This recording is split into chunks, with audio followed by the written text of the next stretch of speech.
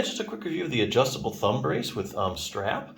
So there's tons of these thumb braces, thumb stabilization braces out there, so it's kind of hard to know which one to choose from. A lot of them have all these different features on them, so I'm going to go over a few of the features on this one that I really like.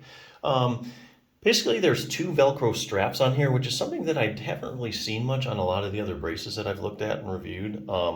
Basically, you got one that crosses over here and one that crosses over here. You can adjust how tight it is. So you really get a lot more stability than if you just had no straps here. You know, if you just had this piece here without the straps, you would still get stability, but not as much as you can kind of tighten it down in each direction. So it really gives a lot of stability down there at the bottom part of your thumb. It does have these little stays in here, these rigid stays, which you see the dotted lines, which also you can take those in or out, and they will actually give you a little bit more extra support too. So you can get a lot of stability out of this brace.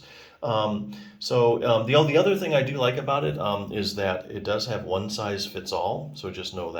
So you don't have to worry about getting the right size. It's pretty adjustable, so it can work for a lot of different people. So if you have any kind of thumb condition, especially people are going to use this, a lot of times if they have thumb arthritis, or carpal metacarpal base of the thumb arthritis, really common in females, especially as they get older. I think that's due to hormonal changes causing ligamentous laxity. So what happens is the ligaments get lax, and the ligaments hold the bones to the bones. So what happens is you don't get good joint stability at the bottom part of your thumb, and as you use it, you start stressing your thumb. The ligaments don't hold as well. You get excessive motion. You start to get arthritis and pain. Eventually, in the later stages, your whole joint collapses because the ligaments shred, and you can get deformities like that. Like the whole joint just collapses. So a lot of this is about stability, getting stability. And there actually are exercises you can do to get stability.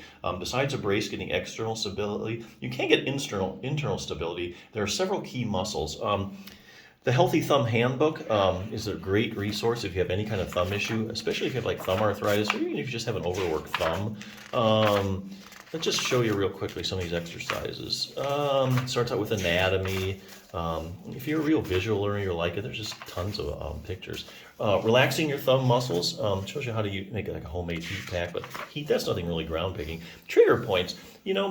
We're talking about the joint here. You have arthritis in the joint, but honestly what happens a lot of times in arthritis is that the joint gets irritated and the muscles react to that by also getting irritated.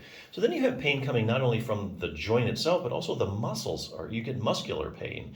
So this book kind of attack that by teaching you how to get rid of these irritable spots in the muscle, in your thumb muscles, called trigger points. Shows you how to work those out.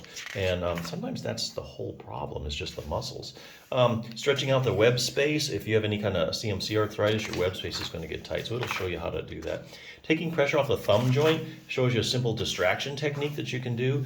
Joints really love distraction, so that's where you're actually pulling the bones apart a matter of millimeters. Joints really love that because it gets circulation to it. It takes the total pressure off them, just gives them time to rest. Okay, so getting the actual thumb joint stability.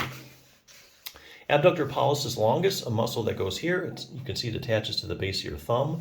That's one muscle you need to exercise. And the other one is your first dorsal interossei. That's another key muscle that attaches to the base of your thumb. So those are two muscles that you can do with two simple exercises. Take just a couple minutes a day to get good muscular stability. So there are things you can do about thumb arthritis besides splinting and having surgery. But yeah, if you're looking for a good brace, I like this one. I really like the two straps here that give it that extra support, and if you throw in those stays, you got some pretty heavy duty stability, so definitely check it out.